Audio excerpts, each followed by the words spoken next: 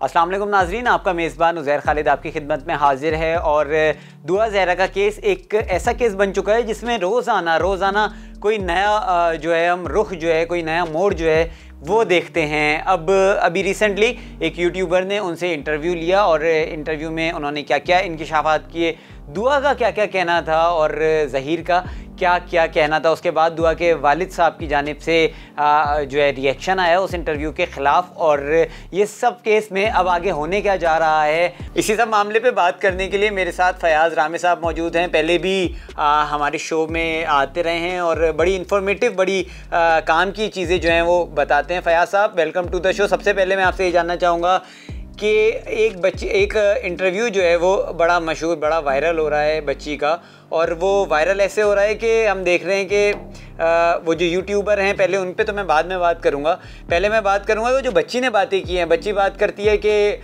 मैं गाड़ी में बैठी किसी एक शख्स के साथ और वो शख्स मुझे लेके चला जाता है लाहौर, और लाहौर में जब पहुँचती है तो ज़हीर का नंबर नहीं मिल रहा होता, ज़हीर का नंबर बंद होता है। टैक्सी वाले से बात तय होती है, फिर वहाँ यूनिवर्सिटी उतरती है, यूनिवर्सिटी में उसको इत्तेफाकन ज़हीर की जो है वो दोस्त मिलती है जो उसको ज़हीर तक पहुँचाती है। फिर ज़हीर आके उसको 22,000 24,000 जितने भी रुपए हैं वो 14,000 वो देता है और टैक्सी वाले को फारिग कर देता है। क्या ये सब प्री प्लान्ड है?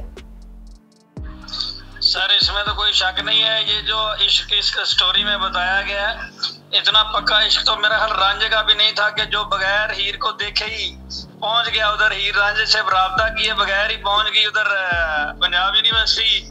और संडे वाले दिन जो यूनिवर्सिटी थी वो रात के 2 बजे यूनिवर्सिटी भी ओपन मिल गई, वहाँ पे एक लड़की भी मिल गई और वो रांझा जो था वो भी इत्तेफाकन 22,000 रुपये लेकर आ गया। और ये एक ऐसी स्टोरी बनाने की कोशिश कर रहे हैं जो 100 साल किताबों में लिखी जाएगी। तो बेसिकली ये एक प्लान इंटरव्यू था, और ये बच्ची तो बेचारी, मैं शुरू से ही कह रहा हूँ कि इसकी स्टेटमेंट की कोई हैसियत नहीं है, ये तो एक डमी है। ये जिन लोगों के हदें चढ़ रही है, ये फेस बच्ची का, जुबान किसी और की है। तो मुख्तसर सी बात ये है कि आप इस बच्ची की स्टेटमेंट का यहाँ से अंदाजा लगा लें कि ये कहती है मेरी उम्र 17 से 18 साल है, निकाहनामे में ये उम्र लिखवाती है मेरी उम्र 18 साल है, ओसीफिकेशन टेस्ट करवाते हैं उसमें 16 से 17 साल आ गई। और एक इंटरव्यू में जिसका आप जिक्र कर रहे हैं उसमें ये कहती है मेरी 2006 की ये बर्थ है, जिसके मुताबिक 16 साल बनती है। तो ये तो इसके किसी बयान में क्लैरिटी नहीं है। और नाबालिग की यही निशानी होती है कि उसको जैसे कोई पट्टी पढ़ाता है वो वैसे ही लग जाता है। सर वैसे तो लग जाता है, लेकिन ये कैसे पॉसिबल है कि एक बच्ची जो कि अभी आपने हीर रांझे का भी जिक्र किया, एक बच्ची जो कि कराची से किसी गाड़ी में बैठती है, अनजान गाड़ी में, और वो अनजान ड्राइवर जो है उसको लाहौर तक लेके चला जाता है और लाहौर में उसको नहीं मिलता, ज़हीर नहीं मिलता, तो वो फिर उसकी दोस्त मिलती है इत्तेफाकन ज़हीर की उसी यूनिवर्सिटी में, और फिर वो दोस्त ज़हीर तक रसाई करवाती है उस ड्राइवर के ऊपर। यानी कि वो ड्राइवर इतना कॉन्फिडेंट था कि किसी भी बच्ची को लेके, किसी भी गैर शख्स को लेके, ख़ास तौर पे जब खातून या किसी बच्ची के मामले पे बात होती है तो ज़रा मामला हसास हो जाता है, उसको लेके लाहौर तक चला गया बगैर किसी वेरिफिकेशन के, बगैर किसी उसके। सर ये आपको मैं एक खुशखबरी दे दूं, आज एक इंटरव्यू मैं भी करने जा रहा हूं बुशरा शकील के चैनल से, ठीक है, तो जिसमें ये चीजें पानी की तरह क्लियर होने वाली कि वो ड्राइवर कौन था और उसके साथ। सर जरा यहाँ भी क्लियर कर देना, सर यहाँ भी क्लियर कर दें, थोड़ी सी हमें भी कुछ शर्फ बख्श दें। सर इसमें आप 9 बजे तक वेट करें और आपको ये सारी चीजें क्लियर हो जाएंगी कि वो ड्राइवर कौन था। और टैब में जो सिम नहीं डलती, वो कहती है जी टैब में सिम डलती थी, और हालांकि टैब में कोई सिम डलती नहीं। बेसिकली मैं पहले दिन से कह रहा हूँ कि बच्ची का तो मिस यूज किया जा रहा है, इसमें बच्ची का फॉल्ट नहीं है। और इस इंटरव्यू को अगर आप देखें तो मेरा ख्याल है ये जामे श्री इंटरव्यू है जो जामे श्री प्रोडक्ट को प्रमोट स्पॉन्सर्ड था आपके ख्याल में? इसमें अगर आप किसी मेहमान को आपने कोई चीज पेश करनी हो तो आप एक गिलास पेश करते हैं, तो इन्होंने पूरी बोतल रख के सामने रख के इंटरव्यू किया। इसका मतलब ये जामे श्री को प्रमोट करने के लिए जामे श्री इंटरव्यू किया गया है। अच्छा सर, मुझे ये बताएं कि 9 बजे जो होने जा रहा है कुछ हिंट तो दे दें ताकि हम भी 9 बजे इसको चलें अपलोड कर देंगे। आपकी बात लीक नहीं होगी, लेकिन ये बता दें कि क्या होने जा रहा है, कुछ तो दे दें ना हिंट में। जी मैं कह रहा हूँ इसमें आपको 4 सवाल क्लियर हो जाएंगे कि बच्ची लाहौर से कराची कैसे पहुंची, बच्ची को लाहौर लेके जाने का मकसद क्या था, बच्ची अब कहाँ है, और कि जिसमें बहुत सारी चीजें एक्सपोज हो जाएंगी, और क्या ये ह्यूमन ट्रैफिकिंग है या लव मैरिज है। तो इसमें हम इतना वर्क कर चुके हैं कि ये सारी चीजें जो है वो अदालतों में भी हम प्रूव कर चुके थे, आपके सामने डॉक्यूमेंट्स मौजूद हैं। और आज एक डीएसपी साहब जो है, जो व्हाइट शलवार कमीज वाले थे, आपने उनका इंटरव्यू सुना होगा। तो ये तो सारी कहानी ओपन होगी कि एक डीएसपी का बाप का केस है या उसका पर्सनल केस है जो वो इंटरव्यू दे रहा है, किस कैपेसिटी में दे रहा है, वो तो पब्लिक सर्वेंट है। इंटरव्यू की आपने बात की, अभी जो रिसेंटली यूट्यूब पे एक इंटरव्यू चल रहा है, यूट्यूबर ने लिया है, उनके खिलाफ दुआ के वालिद जो हैं उन्होंने भी इम्कान जाहिर किया है कि वो सुप्रीम कोर्ट जाएंगे और कार्रवाई करेंगे। क्या आप क्या समझते हैं उस इंटरव्यू के हवाले से? सर मैं इसमें तो दुआ के वालिद हैं, उनको मैं ये सजेशन दूंगा कि ये छोटे मोटे यूट्यूबर्स हैं, ऐसे लोगों के लिए सुप्रीम कोर्ट नहीं, एक थाना ही काफी है। सुप्रीम कोर्ट में कोई सुप्रीम कोर्ट को सुप्रीम कोर्ट के लेवल के मामला देखने दें। ये जो है ये इनके लिए तो एक छोटा सा पुलिस स्टेशन, वहां पे एक एप्लीकेशन दे देंगे तो इनकी हवा टाइट हो जाएगी। तो बेसिकली इनके ऊपर वो अगर अपना वक्त ना जाया करें तो बेहतर है कि वो अपने मेन केस के ऊपर फोकस करें। तो इस तरह के लोग तो जो है वो हमारा नाम बेच के अपना चैनल थोड़ा सा प्रमोट कराना चाहते हैं, और उन्होंने वो रोजी रोटी उनकी लगी हुई है और वो भी नहीं चल रहा।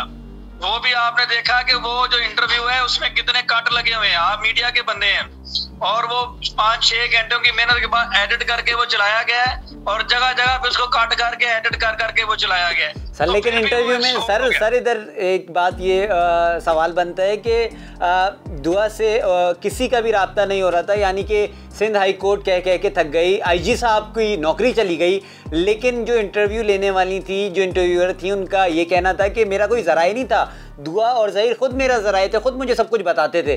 तो क्या ये बात तो बिल्कुल ही समझ से बाहर है।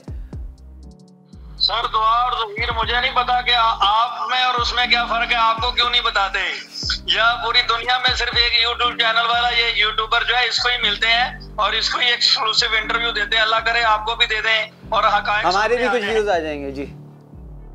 इसमें मैं एक और चीज बताऊं, बच्ची एक जगह पे कहती है कि मैं यहाँ पे बर्गर खाती हूँ, नूडल्स खाती हूँ, पिज्जा खाती हूँ और मैं यहाँ पे खुश हूँ क्योंकि मैं अपने घर में ये चीजें खाती थी और ये चीजें मुझे यहाँ भी मिल रही हैं, इसलिए मैं यहाँ पे खुश हूँ। दूसरी जगह पे वो कहती है मेरे घर वाले जो थे मेरे ऊपर तशद्दुद करते थे, तो ये तो उसी के बयान में कंट्राडिक्शन आ गया।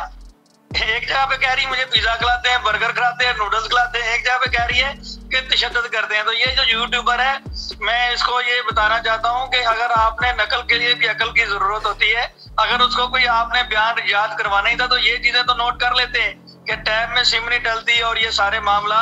तो ये पूरी तरह से ये फेल हो चुके हैं। आज जो हम इंटरव्यू देने जा रहे हैं एक वो प्रॉपर तैयारी के साथ दे रहे हैं और उसमें इंशाल्लाह कोई कमी नहीं होगी। ये मैं आपको बता दूं, अदालतों में हम अपना केस प्रूव कर चुके थे, लेकिन ये माफिया इतना स्ट्रॉन्ग है कि आपने देखा कि आज एक डीएसपी साहब जो व्हाइट शलवार कमीज में थे, उन्होंने इंटरव्यू दिया एक यूट्यूबर को। ठीक है, मुझे बताएं उन्होंने इस केस में किस कैपेसिटी में इंटरव्यू दिया है? वो एक पब्लिक सर्वेंट है, क्या उनके बाप का केस है कि वो जाके मीडिया को ब्रीफिंग दें? तो सर इसके खिलाफ तो कानून हरकत में आएगा ना सर? कानून जो है, कानून तो हरकत में आएगा ही जब सिंध पुलिस खुद ही बिक गई, तो फिर कानून क्या हरकत में आएगा? इसमें तो मैं क्लियरली कहूंगा कि ये जो किडनैपिंग अबडक्शन है, इसमें सिंध पुलिस ने एज ए पार्ट एंड इसमें साथी का रोल प्ले किया है और इलीगल काम को लीगल तरीके से मैनेज करके दिखाया है। बच्ची तो उनसे रिकवर नहीं हुई, बच्ची तो पंजाब पुलिस ने रिकवर करके दी, लेकिन उन्होंने पंजाब पुलिस से की हुई अपनी कमिटमेंट जो थी वो पूरी की और टेक्निकली तरीके से पहले सिंध हाई कोर्ट में पेश किया गया और फिर लाहौर हाई कोर्ट का बहाना करके लड़की को सिंध से बाहर भी निकाला। तो बेसिकली सिंध पुलिस जो है उन्होंने लीगली जो उनका फर्ज था वो नहीं पूरा किया, जिनसे उनकी कमिटमेंट हुई थी उनकी उन्होंने ताबेदारी पूरी की है। तो इसीलिए नौबत आज सुप्रीम कोर्ट तक जाने में आ गई इंशाल्लाह। और मैं आपके चैनल के थ्रू ये चीज बता दूं कि इंशाल्लाह हक और सच के लिए खड़े हैं और ये सुप्रीम कोर्ट तो क्या इससे ऊपर भी जाना पड़ा तो जाएंगे। ये हर हाल पे इंशाल्लाह हर हद तक हम जाएंगे और हर हद का मतलब यही होता है कि कोई फोरम नहीं जोड़ेंगे। हर हद से मुराद ये नहीं है कि हम कोई इलीगल काम करेंगे, through proper channel legal procedure के तहत हम इसको मामले को इंटरनेशनल लेवल तक भी अगर लेकर जाना पड़ा तो लेकर जाएंगे। बहुत शुक्रिया फयाज साहब अपडेट देने के लिए। 9 बजे जो आप इंकशाफात करने वाले हैं वो आपने हमारे शो में कुछ हिंट सुन के दे दिए हैं, लेकिन इंतज़ार रहेगा कि क्या होने जा रहा है इस केस में आगे। बहुत शुक्रिया। और इसमें मैं एक चीज आपको बता दूं कि ये सारी चीजें दुनिया में हमने कहीं नहीं पढ़ा कि बर्थ सर्टिफिकेट जो है उसको छोड़ के ये एक होता है प्राइमरी एविडेंस, एक होता है सेकेंडरी एविडेंस। सेकेंडरी एविडेंस होता है फोटोकॉपी के तौर पे यूज, जब आपके पास प्राइमरी ना हो आप सेकेंडरी दे सकते हैं। तो रफ असेसमेंट जो होती है मेडिकल वो तो तब करवाई जाती है जब आपके पास कोई डाटा ना हो।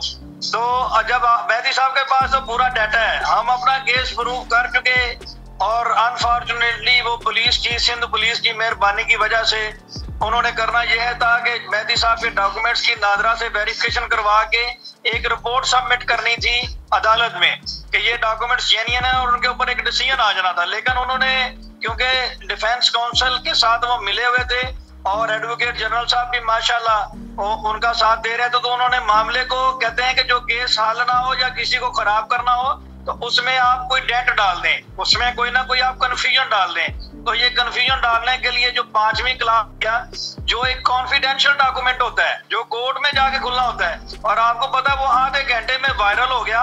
और ये एक चीज मैं और आपको बता दूं, ये एंडोक्रोनोलॉजिस्ट एक डॉक्टर होता है जो ये करता है और ये प्रॉपर बोर्ड बैठता है और वो बताता है कि कौन सी बोन का मैंने टेस्ट किया जिससे मुझे पता चला कि ये इतना इसकी एज है। तो वो तो साहब बहादुर ने आधे घंटे में मेडिकल बना के मुल्जमान को दे दिया कि जाओ भाई अपनी विक्ट्री के झंडे काट लो, और उसको इलीगल काम को लीगल कर दिया सिंध पुलिस ने और कोर्ट से एक डिसीजन ले लिया और इसमें अदालत को भी गुमराह किया गया।